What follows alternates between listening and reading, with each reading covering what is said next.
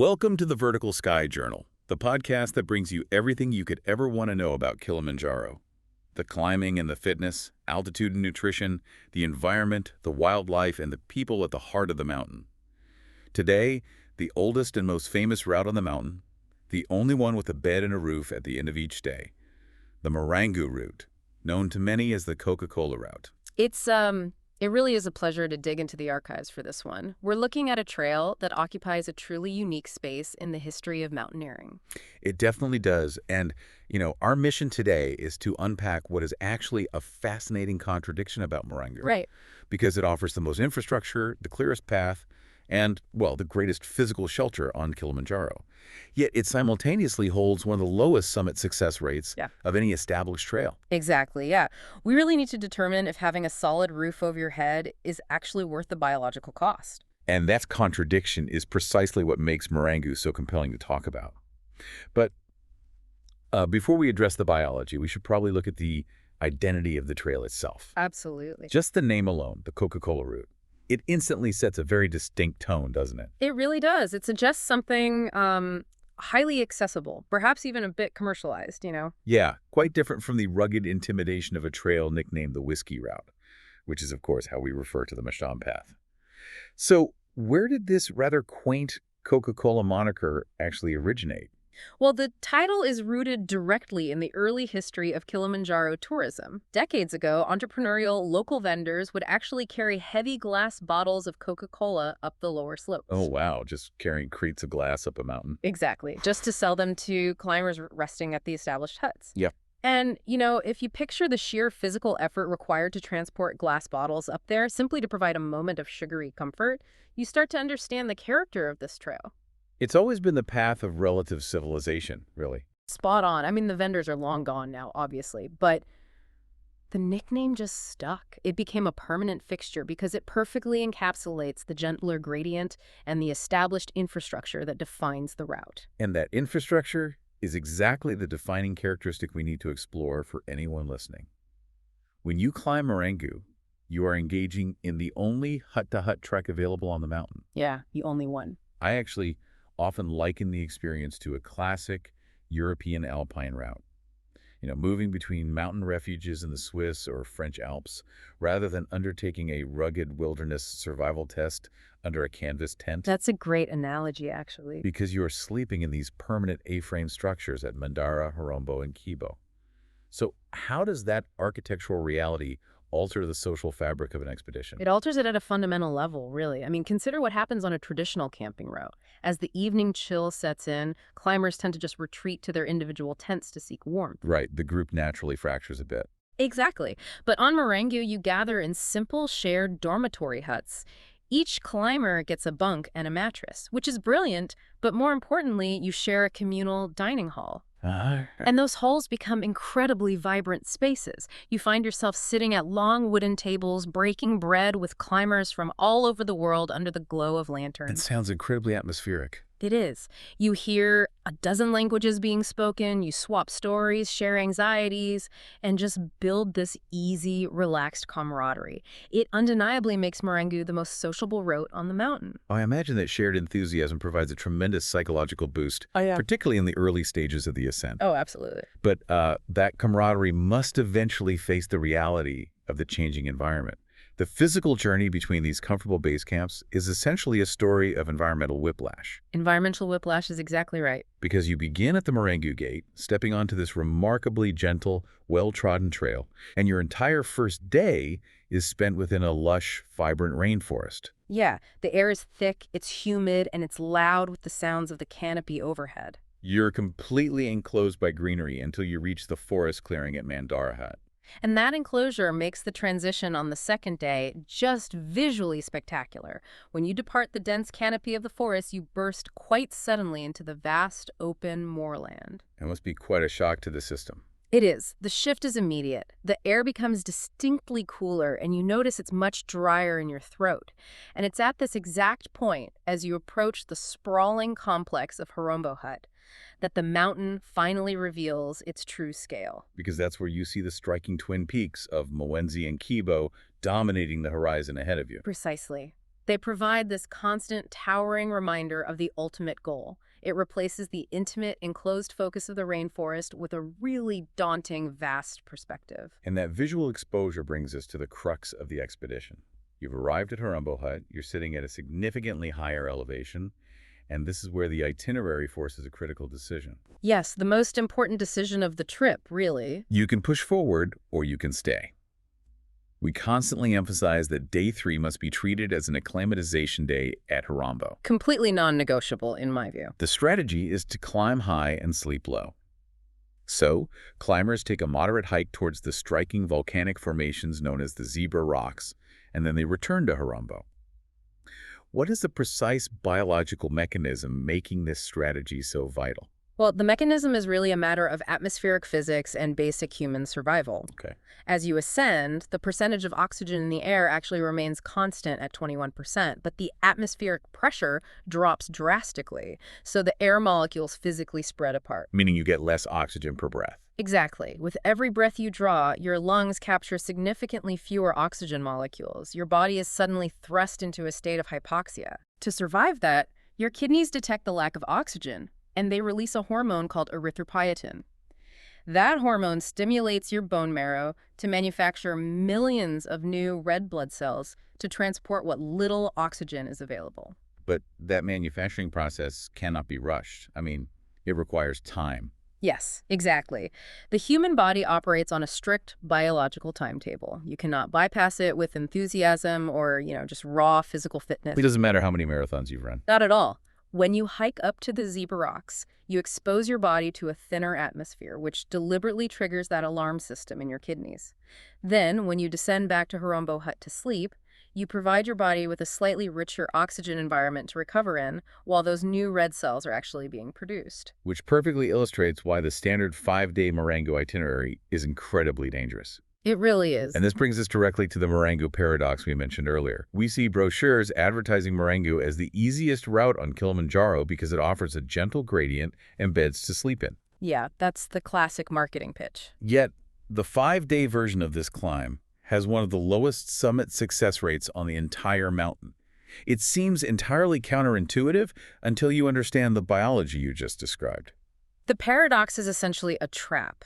The physical comfort of the trail tricks climbers into a false sense of security. Because your legs aren't hurting as much. Right, because your legs aren't burning from steep inclines, and because you are sleeping in a nice dry bed, you just assume your body is coping well.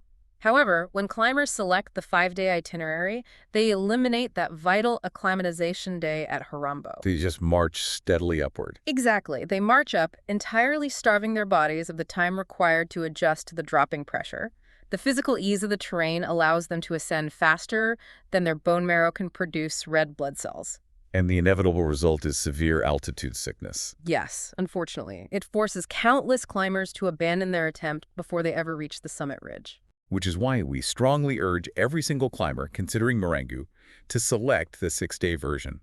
That single extra day spent adapting at Harumbo makes an enormous, often decisive difference to your chances of standing on Uhuru Peak. I couldn't agree more. So assuming you've taken that extra day, the journey continues on day 4. You must cross the saddle. This is the high, stark alpine desert stretching between the peaks of Mwenzi and Kibo. Yeah, it's quite a landscape. I always find this section to be the most psychologically testing part of the approach. It is intensely isolating, isn't it? The vibrant life of the lower slopes just vanishes entirely. The vegetation is replaced by these sweeping lunar expanses of barren stone and dust. And the wind can be brutal. The wind across the saddle can be relentless. As you cross this high desert, the altitude truly begins to assert its dominance over your physical capabilities.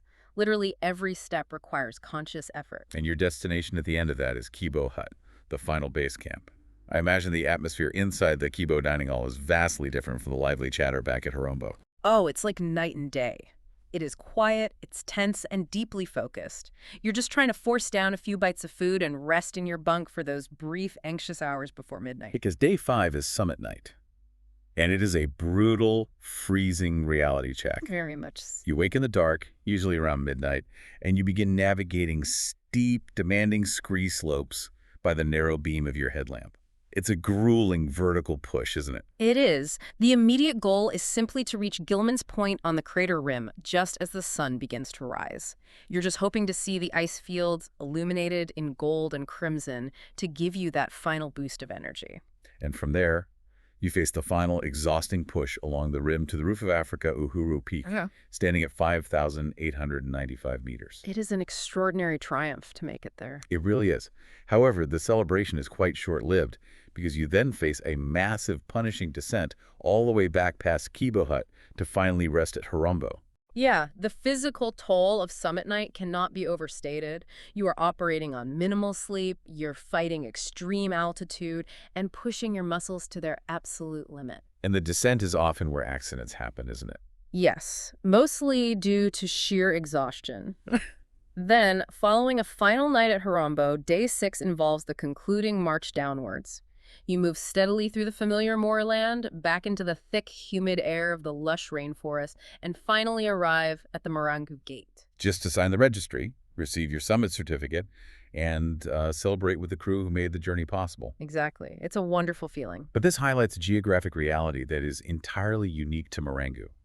You walk the exact same trail up the mountain, and then you walk that identical trail back down. That's right. Whereas every other established trail on Kilimanjaro offers a circular route, presenting entirely new vistas and landscapes during the descent.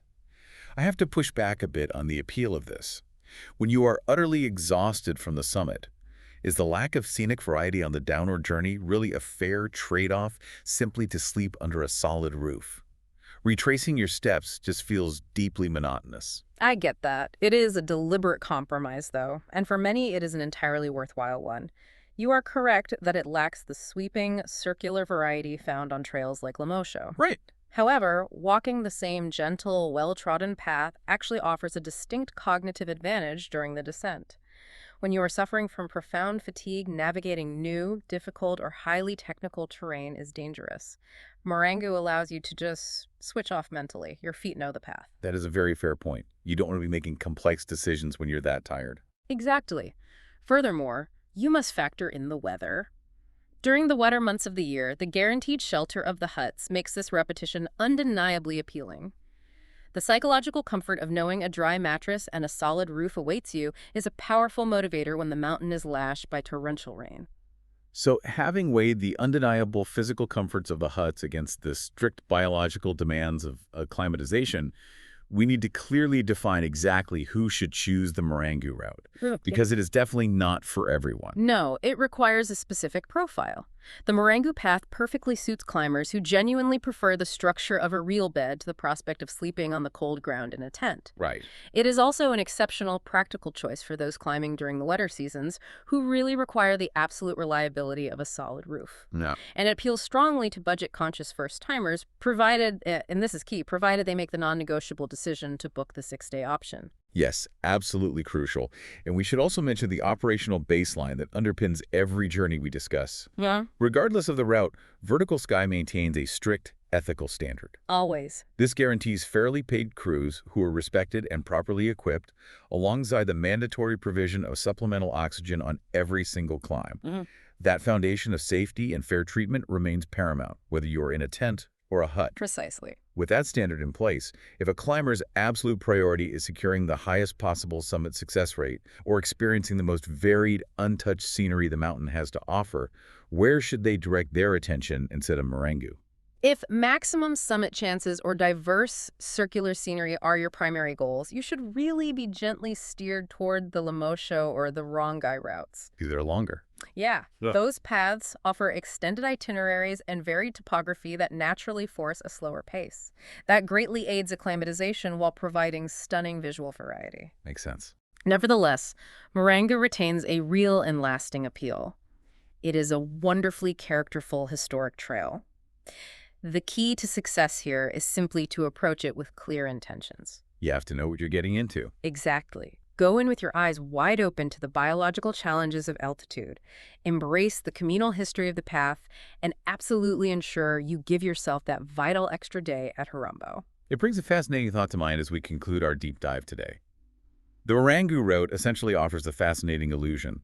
The wooden walls of the huts give you a door to close against the wind. which mentally signal safety and separation from the wild. Hmm. But altitude does not respect architecture. It penetrates the walls perfectly. Mm. The mountain is still inside the room with you, pressing against your lungs while you lie in a comfortable bed. That's a brilliant way of putting it. Perhaps true wilderness is not defined by the absence of a roof, but by an environment where human architecture completely fails to protect you from the elements that actually matter. The mountain demands respect, and whether you find it beneath the canvas of a Lemosho camp or the wooden beams of a Marangu hut, the summit requires the exact same biological toll. Thank you so much for listening. If you enjoyed this, do subscribe so you never miss the latest from the Vertical Sky Journal. You will find a full written version of this episode over on our journal at vertical-sky.com. And we would love you to come and say hello on Instagram, where we are at Vertical Sky, TEZWW. Until next time, pole, and keep dreaming of the mountain.